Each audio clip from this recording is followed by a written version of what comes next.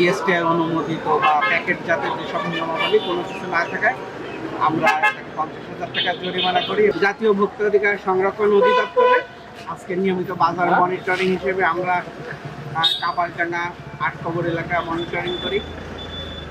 ৮ কবর এলাকায় আমরা আজকে মেয়াদ উত্তীর্ণ বীজ সংরক্ষণ করার জন্য একটা প্রতিষ্ঠানকে 15,000 টাকা এবং অবৈধভাবে গ্যাস বিক্রি করার জন্য একটা প্রতিষ্ঠানকে 5,000 টাকা এবং কাপারডাঙ্গা বাজারে আমরা গোপন সূত্রের মাধ্যমে খবর পেয়েছিলাম যে এখানে শিশু খাদ্য, অবৈধ শিশু খাদ্য, আমরা এখানে একটা প্রতিষ্ঠান হারুন স্টোরকে আমরা 50,000 টাকা জরিমানা করেছি। এখানে কিছু আইস ললিপপ জাতীয় জিনিস, যেগুলো হলো যে কোনো উৎপাদন তারিখ, মেয়াদ উত্তীর্ণের তারিখ এবং তৈরি প্রতিষ্ঠান ওই গতানুগতিক ঢাকা বাংলাদেশ, এছাড়া কোনো তথ্য বিএসটিআই অনুমোদিত বা প্যাকেট জাতের যেসব নিয়মাবলী কোনো কিছু না থাকায় আমরা তাকে 50,000 টাকা জরিমানা করি এবং আমাদের সাথে এখানে বাজার কমিটির সভাপতি মহোদয় এবং সেক্রেটারি মহোদয় ওনারা আমার সাথে উপস্থিত ছিল। জেলা পুলিশের একটা টিম ছিল আমাদের সাথে।